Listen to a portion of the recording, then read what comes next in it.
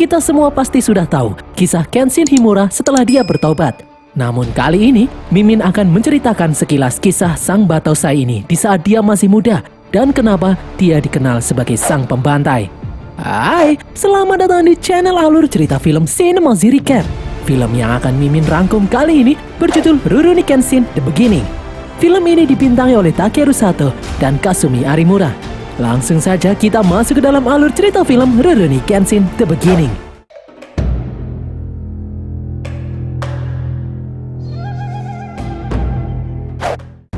Pada zaman dahulu, Jepang dikuasai oleh shogun. Shogun adalah jenderal yang mempunyai kekuatan militer. Secara teknis, kaisar berada di atas shogun, namun dalam prakteknya tidak demikian. Shogun bertingkah seperti layaknya pemimpin negara. Kaisar hanya berfungsi dalam acara seremonial saja. Hal ini membuat shogun mulai berlaku sewenang-wenang kepada rakyat Jepang. Pada tahun 1864, setelah Jepang membuka diri terhadap perdagangan asing, rakyat yang muak dengan kekuasaan shogun berniat mengakhiri kekuasaan shogun dan mengembalikan otoritas kaisar. Kelompok masyarakat yang menentang shogun dan mendukung shogun kini saling berhadapan. Pertempuran pun menyebar di seluruh daratan Jepang. Klan Katsui Tsushima adalah salah satu keluarga pendukung shogun. Katsui berhasil menangkap seorang pemuda yang dicurigai telah membunuh anggota keluarganya. Namun mereka tidak yakin karena pemuda itu terlihat begitu muda, tidak mungkin orang semuda itu menjadi pembunuh keji. Pemuda itu kemudian berbicara lirih. Dia berkata, demi terciptanya era baru, semua pendukung shogun harus mati. Pemuda itu pun bergerak dengan cepat. Dengan tangan terikat, pemuda itu membunuh satu orang. Dia kemudian mengambil pedang dengan mulutnya dan dengan sangat cepat membantai orang-orang yang ada di sana. Setelah berhasil melepaskan diri, pemuda itu semakin brutal. Tanpa ampun dia menebas, membunuh semua orang yang ada di sana. Tidak ada yang selamat dalam kejadian ini. Keesokan harinya, polisi milik shogun yang bernama Shinsen Gumi mendatangi TKP pembantaian keluarga Tsushima. Inspektur Okita Soji langsung tahu kalau pelaku pembantaian ini adalah sang Batosai. Dia adalah sang pembantai yang dikenal sebagai mesin pembunuh berdarah dingin yang mengincar semua pendukung keshogunan. Beberapa hari berikutnya, Batosai mendatangi kediaman Inspektur Jubei yang merupakan pendukung shogun. Tak membutuhkan waktu lama, Batosai membantai semua orang yang ada di sana.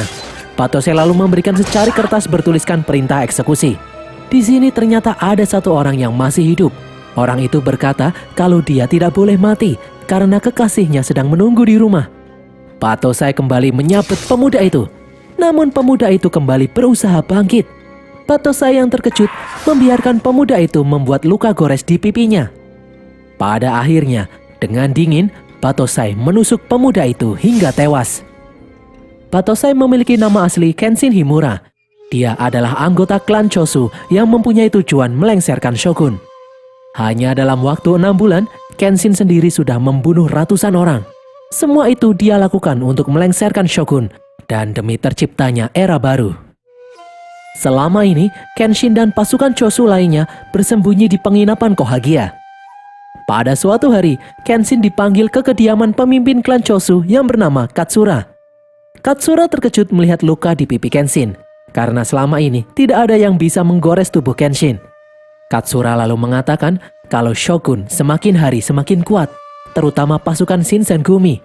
Shinsen Gumi adalah sekumpulan orang-orang terbaik yang dimiliki shogun. Katsura meminta Kenshin untuk lebih berhati-hati. Bagi keshogunan, Batosai si pembantai adalah ancaman terbesar. Katsura ingin Kenshin tetap fokus dengan tujuannya sampai terciptanya era baru tanpa shogun. Setelah Kenshin pergi, pacar Katsura bingung melihat wajah Kenshin yang sangat dingin, seperti manusia yang tidak memiliki jiwa. Katsura pun teringat saat awal Kenshin bergabung dengan klan Chosu setahun yang lalu. Dahulu, saat Kenshin ditantang oleh rekannya, Kenshin menunjukkan teknik pedang yang sangat cepat. Petinggi klan Chosu yang bernama Shinsaku bertanya jurus apa yang Kenshin gunakan. Kenshin menjawab kalau dia menggunakan teknik pedang Hiten Mitsurugi Ryu. Sejak hari itu, Katsura merekrut Kenshin untuk menjadi pembantai bayaran untuk membunuh para pendukung shogun. Pada suatu malam, Kenshin minum sendirian di kedai Nagura. Tiba-tiba ada seorang wanita datang dan duduk di belakangnya. Wanita itu bernama Yukishiro Tomoe. Dua pengunjung kemudian mendekat untuk melecehkan Tomoe. Dengan sombong, kedua orang itu mengaku-ngaku sebagai Batosai sang pembantai. Para pengunjung yang lain pun menyoraki kedua orang itu. Kenshin lalu menyuruh kedua orang itu untuk pergi. Namun mereka malah menyerang Kenshin. Dengan mudah Kenshin menangkis serangan itu. Kenshin menyarankan kedua orang itu untuk pulang ke desanya karena sebentar lagi akan ada banjir darah di Kyoto. Di sini bukan tempat untuk pengecut seperti mereka berdua. Dua orang yang ketakutan itu pun kemudian memutuskan untuk pergi. Ternyata kedua orang tadi menunggu Kenshin di luar kedai. Mereka berniat untuk membunuh Kenshin yang telah mempermalukan mereka. Tiba-tiba dari arah belakang muncul ninja yang membunuh kedua orang itu. Ninja itu lalu menyerang Kenshin. Dengan mudah Kenshin memotong tangan ninja itu dan menusuk ninja itu hingga tewas. Kenshin pun baru sadar kalau sedari tadi Tomoe ada di belakangnya menyaksikan peristiwa itu. Tomoe berkata kalau dia ingin berterima kasih, namun dia tidak mengira akan melihat peristiwa berdarah ini. Tomoe pun jatuh pingsan. Kenshin kemudian membawa Tomoe ke penginapan. Kenshin meminta tolong pegawai wanita penginapan untuk mengganti baju dan merawat Tomoe. Keesokan harinya, setelah Kenshin bangun, dia tidak menemukan Tomoe ada di dalam kamar. Saat Kenshin turun, dia melihat Tomoe sedang bekerja membantu pegawai penginapan lainnya. Pemilik penginapan berkata kalau sebenarnya dia tidak setuju Kenshin membawa wanita ke sini. Namun kali ini dia maafkan karena Tomoe sangat rajin dalam bekerja membantu di penginapan ini. Tomoe lalu memperkenalkan dirinya kepada semua anggota Chosu yang ada di sini. Mereka pun tidak berani mengganggu Tomoe karena mereka mengira Tomoe adalah kekasih Kenshin. Kenshin yang malu kemudian mengajak Tomoe bicara. Kenshin menyuruh Tomoe untuk melupakan kejadian semalam dan pergi dari sini. Kenshin takut kalau keluarga Tomoe akan khawatir. Tomoe pun menjawab kalau dia sudah tidak punya keluarga, namun Kenshin tidak peduli. Kenshin tidak ingin Tomoe tetap ada di sini. Tomoe kemudian bertanya, jika dia menolak untuk pergi, apakah Kenshin akan membunuhnya? Kenshin berkata kalau dia tidak membunuh sembarang orang. Dia hanya membunuh prajurit shogun yang bersenjata demi terciptanya era baru yang penuh kedamaian. Tomoe pun kembali bertanya, apakah Kenshin akan membunuhnya jika dia memegang senjata? Kenshin hanya diam saja, tidak bisa menjawab.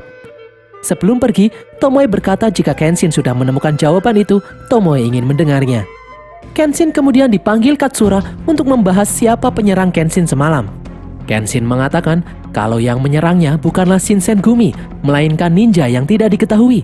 Katsura pun merasa ada yang aneh, karena tidak ada satu orang pun yang mengetahui identitas Kenshin sebagai sang Batosai selain pasukan Chosu itu sendiri. Pasti ada pengkhianat di antara mereka. Seusai menemui Katsura, Kenshin pun melanjutkan pekerjaannya membantai para prajurit shogun. Malam harinya, di dalam penginapan, saat Kenshin membersihkan tangannya dari bercak darah, Tomoe kemudian datang menghampiri Kenshin. Tomoe mengatakan dia tidak bisa tidur karena khawatir dengan keselamatan Kenshin. Kenshin pun menyuruh Tomoe untuk tidak usah memperdulikannya. Tomoe kemudian memberikan sapu tangannya untuk membantu membersihkan tangan Kenshin. Tomoe bertanya, apakah Kenshin akan seperti ini terus untuk selamanya? Lagi-lagi Kenshin tidak bisa menjawab pertanyaan itu. Seiring berjalannya waktu, Kenshin mulai terbiasa dengan keberadaan Tomoe. Para pejuang Chosu bahkan menganggap mereka berdua seperti pasangan suami istri. Namun rekan Kenshin yang bernama Izuka merasa aneh dengan sikap Tomoe yang tidak pernah tersenyum sejak pertama kali datang ke sini. Izuka lalu menemui Katsura yang sedang bersama Katagai di tempat pembuat pedang. Izuka curiga jika Tomoe adalah mata-mata. Kenshin hanya mengatakan kalau Tomoe pernah melihatnya membunuh, jadi Kenshin harus menjaganya. Identitas Tomoe juga tidak diketahui. Katagai berkata, dilihat dari aksennya, Tomoe bukan berasal dari Kyoto. Tomoe juga bisa menulis dan bisa membaca. Kemungkinan besar Tomoe berasal dari keluarga samurai yang miskin. Izuka menambahkan, semenjak kehadiran Tomoe, Kenshin semakin melemah. Dia pernah melihat Kenshin terang-terangan tidur di depan Tomoe. Setelah pedang pesanannya jadi, Katsura menemui Tomoe di penginapan untuk menyerahkan pedang baru untuk Kenshin. Di sini Katsura meminta Tomoe memaklumi pekerjaan Kenshin. Katsura mengatakan kalau mereka semua di sini harus bertindak gila untuk mengakhiri busuknya era shogun yang sudah berlangsung selama 300 tahun ini. Kenshin memegang peran penting dalam perjuangan ini. Katsura memohon kepada Tomoe untuk tidak merubah Kenshin menjadi lemah. Keesokan harinya, Tomoe memberikan pedang yang diberikan Katsura kepada Kenshin sebelumnya. Tomoe lalu mengajak Kenshin jalan-jalan di pasar. Di jalan, Tomoe mengatakan kalau semua orang di sini pasti mempunyai orang yang mereka cintai. Tomoe bingung kenapa perdamaian harus dicapai dengan pertumpahan darah. Padahal korban yang tewas akan meninggalkan kesedihan bagi keluarga yang dicintai. Tomoe menebak kalau Kenshin juga termasuk korban peperangan ini. Kenshin kemudian berkata, dia masih percaya untuk meraih perubahan, satu-satunya cara adalah dengan ayunan pedang. Kebetulan saja Kenshin yang mendapat tanggung jawab mengayunkan pedang itu. Jika tidak, pasti akan ada orang lain yang melakukannya. Di tempat lain, Saito mendatangi markas besar Shinsengumi karena anggotanya berhasil menangkap salah satu anggota pasukan Chosu yang bernama Furutaka. Inspektur Kondo menemukan sebuah kertas berisikan informasi kalau pasukan Chosu akan membakar istana yang sudah dikuasai Shogun dan mengamankan kaisar ke markas Chosu. Pasukan Shinsengumi ini pun segera bertindak untuk menghentikan rencana itu. Malam harinya, Kenshin masih memikirkan perkataan Tomoe di pasar. Dia mulai ragu dengan jalan yang dia tempuh. Izuka kemudian memanggilnya. Izuka memberitahu kalau Shinsengumi menangkap Furutaka. Izuka takut kalau Furutaka akan membocorkan rencana malam ini dan menangkap Katsura. Kenshin pun langsung berlari menuju penginapan Ikedaya di mana pemimpinnya Katsura berada. Sementara itu, pasukan Shinsengumi berhasil menggerebek penginapan Ikedaya. Shinsengumi benar-benar menghabisi semua pasukan Chosu yang ada di sana tanpa ampun. Seorang anggota Chosu berhasil lolos, namun Shoji mengejarnya. Shoji kemudian bertemu dengan Kenshin di jalanan. Awalnya Shoji mengira Kenshin hanyalah anggota klan Chosu biasa. Namun saat Kenshin mengayunkan pedang, Shoji jadi tahu kalau orang yang ada di hadapannya ini adalah Sang Batosai. Shoji dan Kenshin pun bertarung. Shoji tidak akan membiarkan Kenshin menghentikan pasukan Shinsengumi. Sementara itu, di penginapan Ikedaya, tanpa adanya Batosai, banyak anggota klan Chosu yang tewas. Shoji terlihat terluka parah, namun dia tetap berusaha bangkit. Pada akhirnya, Shoji tidak bisa melawan lagi. Di saat Kenshin akan pergi, Saito dan pasukannya datang. Dari belakang, Katagai dan yang lain datang memberitahu Kenshin kalau Katsura berhasil lolos. Dia menyuruh Kenshin untuk mundur karena keadaan tidak memungkinkan. Kenshin yang masih dipenuhi amarah itu pun akhirnya bersedia diajak mundur. Saito melarang anak buahnya untuk mengejar karena meskipun jumlah mereka lebih banyak, namun mereka bukan tandingan Kenshin. 11 hari berikutnya, tepatnya tanggal 19 Juli 1864, anggota klan Chosu yang lain mengangkat pedang mereka dengan penuh amarah setelah insiden Ikedaya. Namun mereka malah dibantai habis-habisan oleh pasukan Shogun, menyebabkan sekitar 400 korban jiwa. Peristiwa ini menghancurkan sebagian besar kota. Insiden ini kemudian diberi nama Insiden Kinmon. Akibat insiden ini, pasukan dari klan Chosu dianggap sebagai pasukan pemberontak. Di penginapan Kohagia, Katagai memerintahkan pasukan Chosu yang tersisa untuk kabur karena pasukan Shinsengumi bisa datang kapan saja. Yang terpenting sekarang adalah menyelamatkan diri lebih dulu. Di dalam kamar, Tomoe ingin memberikan selimut kepada Kenshin yang masih tidur. Namun Kenshin yang kaget justru mengeluarkan pedang. Kenshin kemudian menyuruh Tomoe untuk pergi menyelamatkan diri. Namun Tomoe tetap menolak. Tomoe mengatakan kalau dia akan selalu ada di sisi Kenshin. Tomoe akan selalu berusaha menjaga Kenshin untuk tidak berubah menjadi psikopat pembunuh berdarah dingin.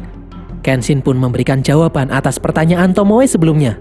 Kenshin berkata kalau dia tidak akan pernah membunuh Tomoe meskipun Tomoe mengayunkan pedang ke arahnya. Kenshin tidak ingin melukai Tomoe.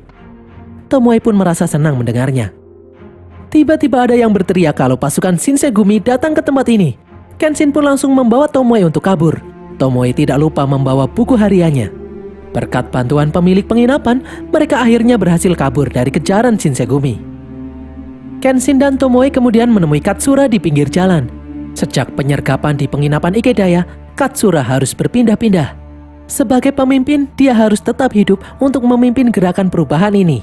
Katsura lalu meminta Kenshin untuk bersembunyi di desa di luar Kyoto, menyamar menjadi warga desa biasa. Nanti, Izuka atau Katagai akan mengantarkan semua kebutuhan Kenshin. Katsura lalu meminta Tomoe untuk berpura-pura menjadi istri Kenshin agar lebih meyakinkan. Setelah Katsura pergi, Kenshin meminta maaf kepada Tomoe karena harus melibatkan Tomoe dalam hal ini. Kenshin pun berkata jujur dari hati kalau dia menyukai Tomoe.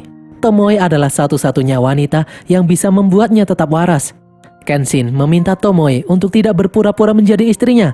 Kenshin ingin Tomoe benar-benar menjadi istrinya. Tomoe pun tersenyum. Dia bersedia menjadi istri Kenshin.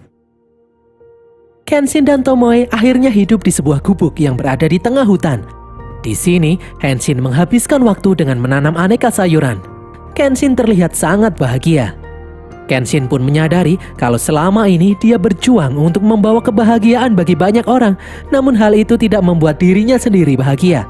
Kenshin justru merasa bahagia ketika ada Tomoe di sisinya. Di sini Kenshin juga terlihat mulai sering tersenyum dari sebelumnya. Pada suatu hari, Izuka datang.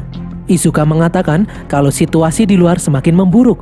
Orang-orang shogun memaksa warga yang menentang mereka untuk bunuh diri setiap hari. Tiada hari tanpa kematian. Sedangkan pasukan Chosu sudah tidak bisa berbuat apa-apa lagi. Izuka kemudian memberikan uang dan berbagai bahan ramuan obat. Izuka menyarankan Kenshin untuk mulai berbisnis berjualan ramuan obat. Dengan berbisnis, Kenshin bisa pergi ke tempat lain tanpa ada yang mencurigainya. Sepulangnya dari rumah Kenshin, Izuka pergi ke sebuah kuil. Di sana, Izuka bertemu dengan Tatsumi, seorang shinobi atau ninja pengikut shogun yang berambisi membunuh Kenshin. Ternyata Izuka adalah pengkhianat. Izuka memberitahu Tatsumi kalau Kenshin sudah masuk ke dalam perangkap. Tatsumi bisa menjalankan misinya sekarang. Tatsumi ternyata mengetahui ada yang menguping pembicaraan mereka. Di luar kuil, anak buah Tatsumi membunuh seseorang yang ternyata itu adalah Katagai. Melihat hal ini, Izuka berkata, jika Katsura tahu kalau Katagai telah mati, mereka bisa dalam bahaya. Tatsumi harus segera membunuh Kenshin sebelum terlambat. Tatsumi pun mengirim seorang ninja yang bernama Enishi untuk memulai misi ini. Enishi lalu mendatangi rumah Kenshin di saat Kenshin sedang pergi. Tomoe sangat kaget melihat Enishi ada di sini. Ternyata Enishi adalah adik kandung Tomoe. Enishi memberitahu Tomoe kalau misi pembalasan dendam mereka kini telah dimulai. Kenshin yang baru saja pulang melihat Enishi keluar dari rumah. Tomoe lalu memberitahu Kenshin kalau itu adalah adik kandungnya. Tomoe kemudian menceritakan asal-usulnya. Tomoe dan Enishi berasal dari Edo. Ayah mereka adalah seorang samurai berpangkat rendah, sementara ibunya meninggal setelah melahirkan Enishi. Tomoe mengasuh Enishi sejak bayi. Itulah sebabnya Enishi menganggapnya sebagai kakak sekaligus ibunya. Tomoe lalu bercerita kalau dulu dia pernah bertunangan dengan seseorang dan hampir menikah. Demi mendapatkan pangkat tinggi, pacar Tomoe yang merupakan samurai rendahan pergi ke Kyoto.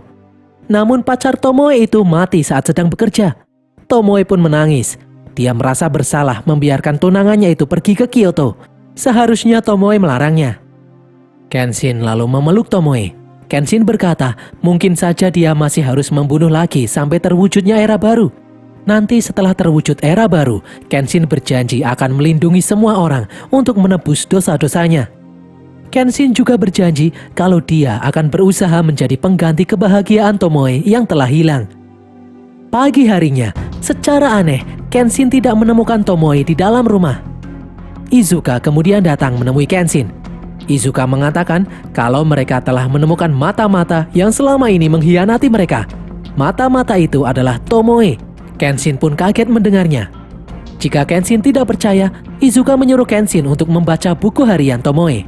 Setelah buku harian itu dibuka, ternyata benar, selama ini Tomoe bekerja untuk Tatsumi guna menyingkirkan Battosai. Ternyata tunangan Tomoe yang sebelumnya diceritakan tewasnya karena dibunuh Kenshin. Tatsumi memanfaatkan rasa dendam Tomoe terhadap Kenshin yang telah membunuh tunangannya. Di tempat lain, Tomoe sendirian datang menemui Tatsumi. Tomoe bertanya, kenapa Tatsumi melibatkan adiknya Enishi dalam misi ini? Tatsumi menjawab kalau Enishi sendirilah yang bersikeras untuk ikut karena dia mengkhawatirkan keadaan Tomoe. Tatsumi lalu mengatakan kalau para ninja sudah bersiap di pos masing-masing untuk membunuh Battosai. Tomoe pun kaget karena Tomoe tidak diberitahu tentang misi ini. Tatsumi pun menjawab kalau dia hanya memanfaatkan Tomoe. Sejak awal, Tatsumi sengaja menyuruh Tomoe mendekati Kenshin hingga Kenshin merasa dicintai. Lalu, setelah sadar kalau ternyata dia dikhianati, Kenshin akan merasa galau dan tidak akan mampu bertarung lagi. Saat itulah Tatsumi akan membunuh Kenshin. Di sini ternyata Tomoe juga sudah terlanjur jatuh cinta dengan Kenshin. Dia tidak ingin kehilangan laki-laki yang dicintainya lagi. Tomoe lalu mengeluarkan pisau untuk menyerang Tatsumi. Di jalanan, sambil sempoyongan, Kenshin yang dipenuhi kesedihan menyusul Tomoe. Dalam perjalanan menuju kuil, Kenshin diserang oleh shinobi anak buah Tatsumi. Kenshin terpana di bahunya. Kenshin juga terkena jebakan-jebakan yang sudah dipasang di beberapa titik. Kenshin berhasil selamat meskipun terluka. Kenshin masih bisa memotong tangan salah satu shinobi itu. Kenshin kemudian mengejar shinobi itu masuk ke dalam gua. Ternyata di dalam gua, shinobi itu meledakkan bom. Beberapa saat kemudian, Kenshin berhasil bertahan, namun dua shinobi lain menyerangnya. Dengan sisa-sisa tenaganya, Kenshin melawan kedua shinobi itu. Kenshin berhasil membunuh satu shinobi, sementara satu shinobi lain masih hidup. Shinobi itu merangkak ke sebuah tong. Dia meledakkan tong itu yang ternyata berisi cairan beracun. Mendengar ledakan kedua, Tatsumi sadar kalau Battosai sudah dekat. Saat dia akan keluar, Tomoe berusaha menghentikannya. Tatsumi langsung menendang Tomoe. Cairan beracun membuat mata Kenshin menjadi tidak bisa melihat dengan jelas. Dia berjalan sempoyongan. Tatsumi pun menghadangnya. Kenshin tidak bisa menghindari serangan Tatsumi. Meskipun diserang berkali-kali, Kenshin masih berusaha bertahan. Di saat Tatsumi akan menusuk Kenshin, Tomoe datang menusuk Tatsumi. Namun sayangnya Kenshin yang tidak bisa melihat menebas Tomoe dari belakang. Kenshin pun berusaha membuka matanya. Dia bisa melihat Tomoe yang tergeletak sekarat. Sebelum meninggal, Tomoe menggores pipi Kenshin dengan pisaunya sebagai pengingat. Tomoe pun akhirnya tewas.